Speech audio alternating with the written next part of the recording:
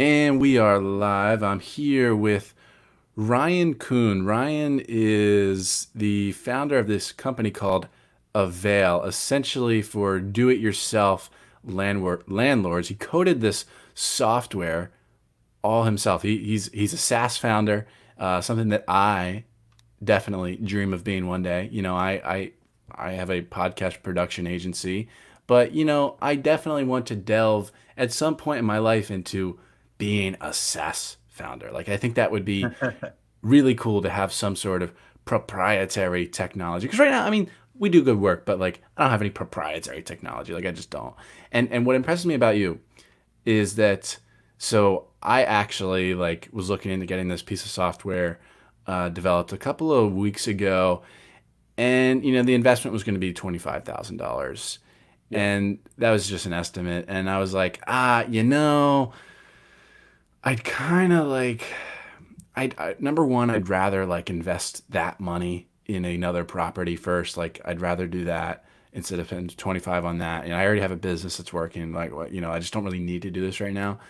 And number two, I was like, why don't I just code it myself? So I look into like, all right, how do I like figure out how to code this? And I think in the long run, it will probably be a skill that I do end up developing, a very useful skill. But I haven't started the learning on it yet. No definite plans to, but like, man, so why did you decide to like just learn how to code? And how did you learn how to code? Yeah, it's an interesting story. And first of all, thanks for having me. It's great chatting with you, Hmm. Jordan. The story of learning how to code is almost similar to what you're describing, where Hmm. about 7, 8 years ago, my co-founder and I, we came up with this idea to essentially help all of these independent, what we call do-it-yourself landlords, efficiently manage their rental properties. And we knew this problem ourselves. We were landlords and Right. we dreamed of having this software. And much like you, we went out and we said, okay, well, the obvious thing is we'll just pay people to build it for us. We were blown away with the price tag that we were quoted. I bet it was And probably like over $100,000. yeah, I mean, well, it was not only over 100, but the range that people quoted us was huge, and it was Hmm. anywhere from, I don't know, call it 100 to 300,000. And we're just like, man, the difference in quality. Number one, number two, if we don't know the skill ourselves, if we can't go through the code base ourselves, like we're going to just get taken advantage of. And so eventually what we decided to do is essentially said, look, we could put that 100 to 300K in the bank and essentially draw that as salary while we're learning the skill. And that was our mindset, is we were like, we're going to invest this to accomplish and build this software. So why don't we just pay ourselves to build it and to learn the skill? And then, you know what, ultimately, if it doesn't go anywhere, if Avail never becomes this like big smash hit like we thought it would, then at least we've got skills that we could fall back on and maybe go on and build the next thing. So that was our Man. process. But I'll tell you, Jordan, it took like way longer than expected. It was a lot harder than just putting pieces of Legos together. Over a year, certainly. Oh, like I think we were at it probably about 36 months. It was like 3 years of just heads down. I mean, the it's like any entrepreneur, and I'm sure a lot of the audience can relate. It's the highs are high, the lows are low, and when you like figure out that one thing that you're stuck on, man, there's no better feeling. But when you're going through it and you're really trying to like learn and stay focused, and I think that's my number one tip for anyone thinking about learning to code is you've just got to block out all distractions. You've got to tell your friends and family, hey, I'm going into hibernation for a while. You'll see me on the other side. Hmm. You didn't quit your job though at that point when you're like coding it. I had, Like, oh, yeah, you had? yeah, Why? yeah. So I had taken that leap. I Fortunately, I assume you had plenty of savings. well, savings, yeah. I mean, had a defined amount that both me and Lawrence were willing to invest in the business, and we essentially said, look, we're going to leave our jobs. That way, we can put those blinders on, and we can focus, and we can really dedicate ourselves to it.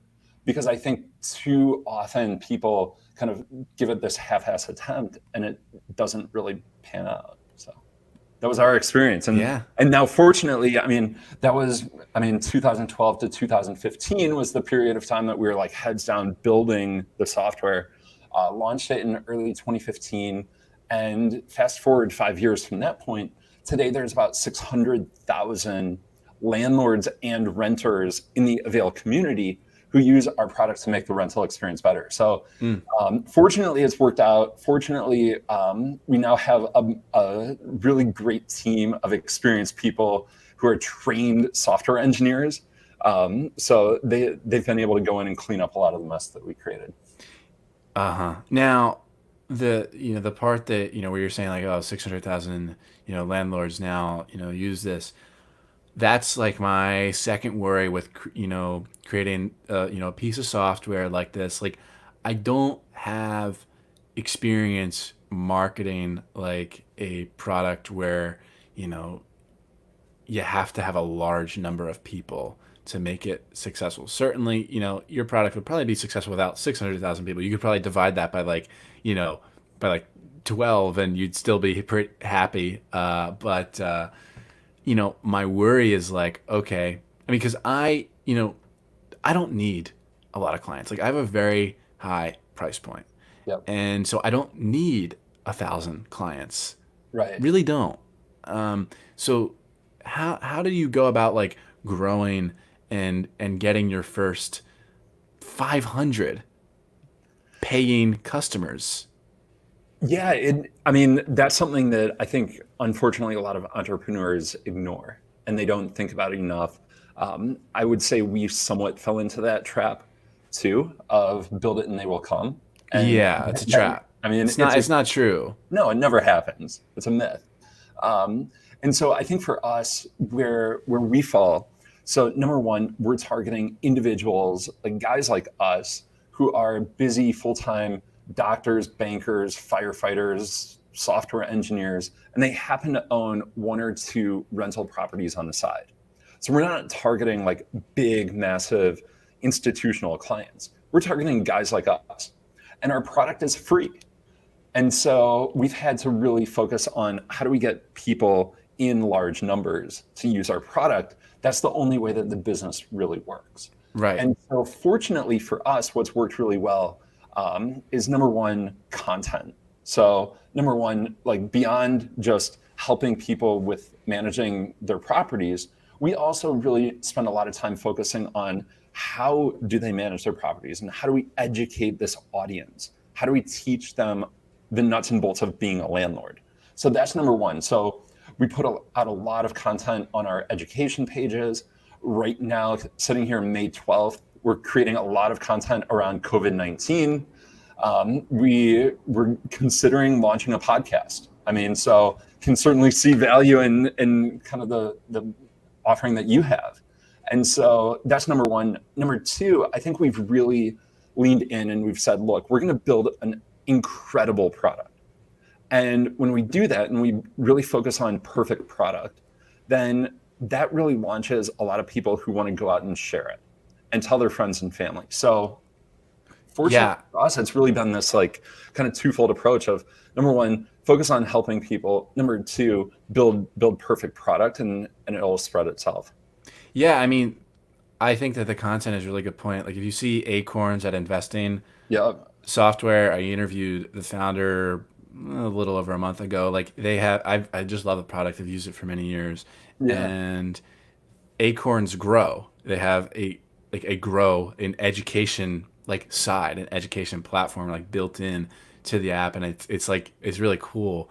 Robinhood, they have a similar thing. It's not quite like Acorns Grow, but they have something that Acorns does not, that I gotta convince Walter to do, the founder, is a podcast. Robinhood has great podcasts. Robinhood Snacks. Yeah. And I mean, then there's companies like Basecamp, the project management software. Like they have a podcast. A lot of companies have podcasts. Even at one point, McDonald's tried to do a podcast. I don't know if that's like really. I don't know about them doing it, but like, but yeah, I think it's a good point. And then like, so what you're saying, getting people excited to share it. What did that? Yeah, I think the thing that gets people excited to share it is when they have that wow moment.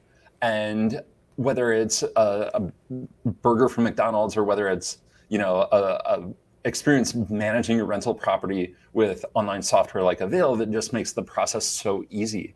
I think there's a number of different points in a product and in a user's journey where you can really wow them. Mm. And when you wow someone, that causes a lot of people to go out and want to spread it, share it.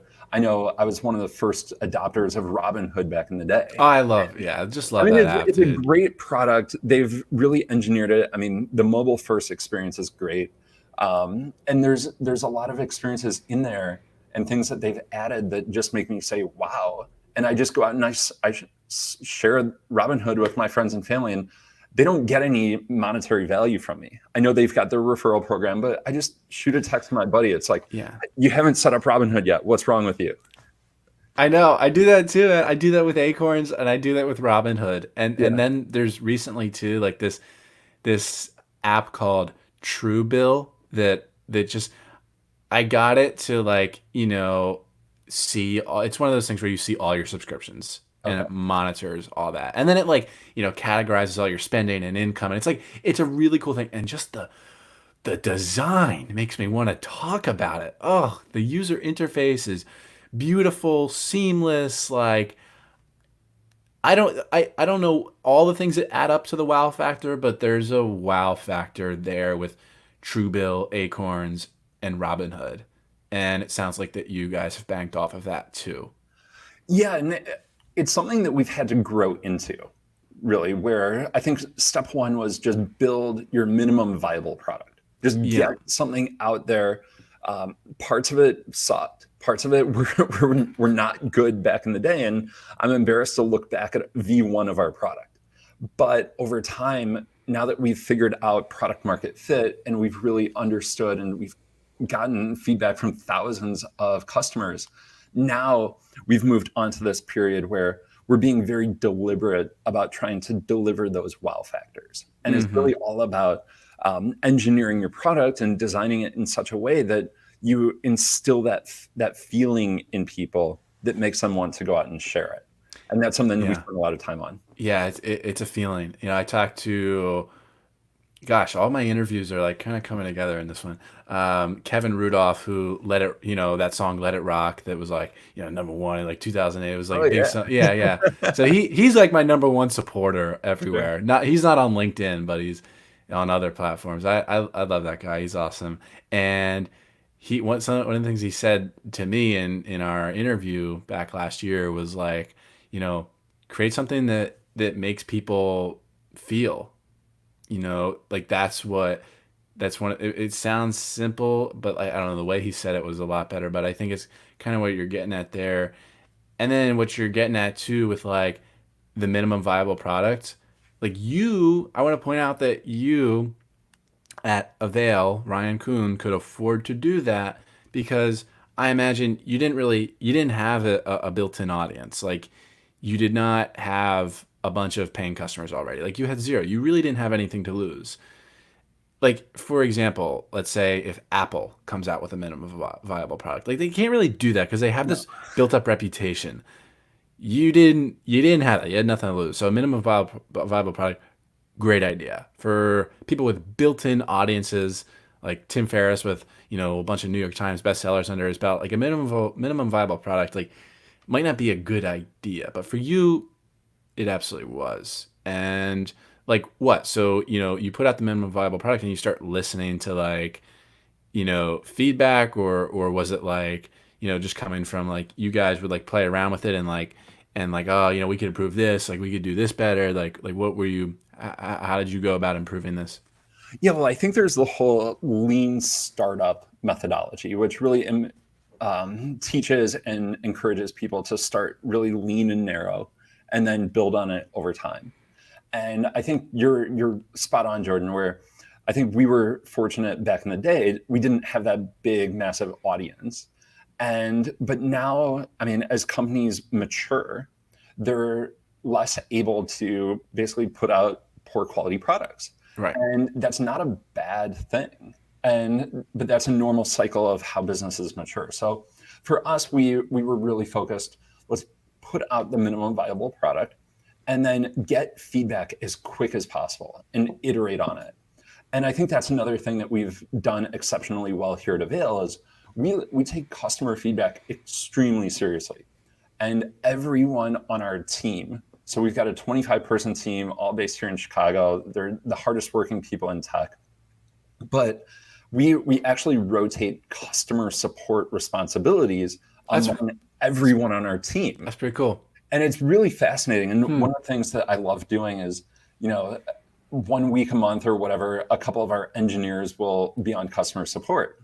And they'll get feedback from customers on, a particular feature or functionality doesn't work as they expected. And maybe that feedback will come in over a weekend. And a couple of our guys, whether it's Wade or Wilson or whoever on our team, I'll come in Monday morning and they heard the feedback from the customers and they fixed it. And they just went in and went into the code base, made a change. And it's been really cool to see that part of our culture really influence and benefit our customers. Yeah, you sound like a really great founder, man. I really admire you. And so but from 500, people on your platform to 100,000, what did it take to get there? Yeah, honestly, it took a lot of trial and error. And for us, it was one of our core values here. We've got 4 core values. One of our core values is persistence. And it's basically that you don't fail until you've given up. And so for us, over the last 5 years, it's really been embracing that mentality and really just sticking with it. I think going from 500 to 1,000 to 10,000 to 50 to 100,000 landlords. It's just been this ongoing, every day is day one. Every day is a struggle. And I think for us, we're staying hungry. We're certainly happy with where we are, but we're not complacent. We're not satisfied. So it's really just keeping that hunger. Keeping that hunger. What do you expect to get to? Like 2 million, 10 million, what are you thinking? Yeah, so the 600,000 number that I mentioned before, that's a combination of landlords and renters. So our product helps landlords, screen tenants, sign leases, collect rent, and then the renters also engage with the product to sign their lease, pay the rent, apply for vacant units. In the US, there's about 8 million total individual DIY landlords like you or me who are busy professionals, part-time landlords. So I think we're at call it 150,000. So we're just scratching the surface of what's out there. And I think that what's unique about our product is whether you own a house in Anchorage or a brownstone in Brooklyn, you can use our product. And it works really well everywhere. It's state specific, complies with all the state and local laws. And so for us, it's really about how do we reach as many people, as many of those 8 million individuals as we can. And it's all about delivering them a free set of tools that makes their lives better. Well, Ryan, I'm going to share my screen right here for people. Look at the forts of it's trippy. Wow, that's crazy. Yeah. So avail.co. This is a piece of software that we've been talking about this whole time. You can get it here. There's an app, Ryan, right? Or yeah. There's not you wouldn't go to the App Store, but you would just go to, Chrome or Safari on your mobile browser. Oh, okay. And it'll work really well. It shrinks down, behaves really nicely on a phone. Cool. And then to connect with Ryan, there he is on LinkedIn, Ryan Coon. Ryan, this has been a fun conversation. I really appreciated talking with you today, and I look forward to continuing to watch your growth with Avail and continue to learn from you. I'm glad that we're connected now, and yeah, I appreciate you, Ryan. Thank you. Yeah, thanks a bunch, Jordan. Really looking forward to the day that you start your own SaaS product. I can't wait to see how that goes. Yeah, man, I'm gonna have to learn a lot more from you. Gonna have to have some conversations about that when I eventually do that. It's not really an if, I'm No, all it's in. when. So. Yeah.